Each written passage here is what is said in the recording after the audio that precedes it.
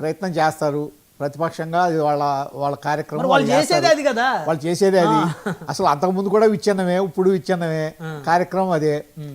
అటువంటిప్పుడు జాగ్రత్త పడాల్సిన బాధ్యత ఎవరిది? మీ పార్టీ కూటమి నాయకులు. ఈ కూటమికి సంబంధించి బాలకృష్ణ గారు అత్యున్నతమైన ఎమ్మెల్యే స్థాయి అయినా సరే ఆయన అత్యున్నతమైన నాయకుడి కింద అధిష్టానం, ఆయన కూడా అధిష్టానం అలా అని మనం నిర్ణయించుకోవాలి. అటువంటిప్పుడు కీలకమైన బాధ్యత, ఈ కూటమిని రక్షించాల్సిన బాధ్యత, కూటమిని కలిసికట్టుగా ఉంచాల్సిన బాధ్యత, అదేవిధంగా కూటమిలో ఉన్న అగ్రనాయకులందరి యొక్క గౌరవాన్ని రక్షించాల్సిన బాధ్యత ఆయన మీద ఉంటుంది. నాయకుడు గౌరవంగా ఉంటేనే తర్వాత వాళ్ళని ప్రజలు గుర్తిస్తారు. నాయకుల గౌరవం తగ్గిపోతే ప్రజల్లో గుర్తింపు ఉండదు. అటువంటిప్పుడు ఆయనే బాధ్యత తీసుకుని, ఇందా చందు సాంబశివరావు గారు చెప్పినట్టు ఒక గౌరవంగా నేనేదో మాట్లాడాను, నేను మాట్లాడింది చిరంజీవి గారిని తగ్గించాలని నా ప్రయత్నం కాదు, నేను ఆ విధంగా ప్రయత్నించలా. కాకపోతే జగన్మోహన్ రెడ్డి గారు ఆ రోజున బిహేవ్ చేసిన విధానాన్ని విమర్శించే క్రమంలో నేను కొద్దిగా ఈ విధంగా మాట్లాడాను. నాకు చిరంజీవి గారిని నేనేం తక్కువ చేయలేదు, ఆయనకి నేను ఆయన గౌరవం ఇస్తున్నా, ఆయన నాకు ఆత్మీయుడు అని ఒక మొక్క అంటే దేర్ ఎండ్స్ ది మ్యాటర్. కానీ ఆయన అనడు కదా సార్, అనాలి, అనిపించాలి. ఎవరు అనిపించాలి? ఇప్పుడు ఎవరు అనిపించాలి? చంద్రబాబు నాయుడు గారు. ఆయన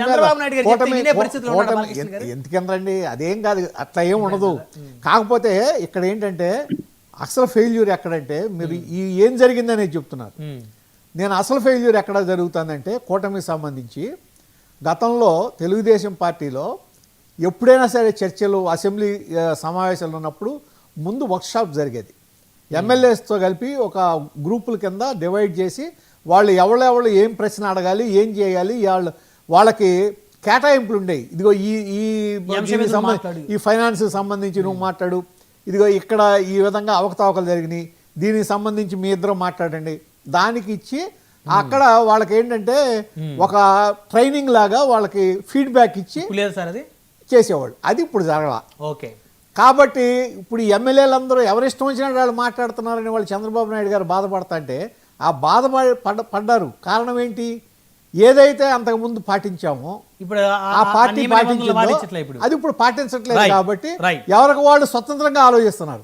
ఇప్పుడు పార్టీలు అన్ని కలిసికట్టుగా ఉన్నప్పుడు స్వతంత్రంగా ఆలోచించకూడదు. విత్ ఇన్ ది ఆ కూటమికి సంబంధించిన ఆ గ్రూప్ లోనే ఆలోచించాలి ఎవడైనా సరే. ఆ ఎజెండానే ఉండాలి. అది దాటి వ్యక్తిగతంగా వెళ్ళటానికి ఎవరికి అవకాశం లేదు. అవకాశం ఇవ్వకుండా ఉండాల్సిన బాధ్యత ఇవాళ చంద్రబాబు నాయుడు గారి మీద ఉంది. జరిగిన తప్పేదో గుర్తించి ఇక ముందు జరగకుండా ఆయన జాగ్రత్త పడాలి. బాలకృష్ణ గారు తన యొక్క దాన్ని ఏమంటాం మనం, మాటని నేను ఆ విధంగా అనలేదని ఒక్క ముక్క అంటే అక్కడతో అయిపోతుంది. కాబట్టి ఆ విధంగా చేస్తే అన్ని సర్దుకుంటే అది. కనకారావు గారు, వన్ వర్డ్ కంక్లూజన్. సో ఇక మీరు ఎంత ప్రయత్నించినప్పటికీ కూడా వారిది ఒక ఫెవికాల్ బంధం కూటమిది, ఖచ్చితంగా రాష్ట్ర ప్రయోజనాల కోసం, రాష్ట్రం కోసం కలిసి ముందు ఏనుగు బట్టి లాగినా విడిపోయిన బంధం ఫెవికాల్ యాడ్ ఉంది కదా.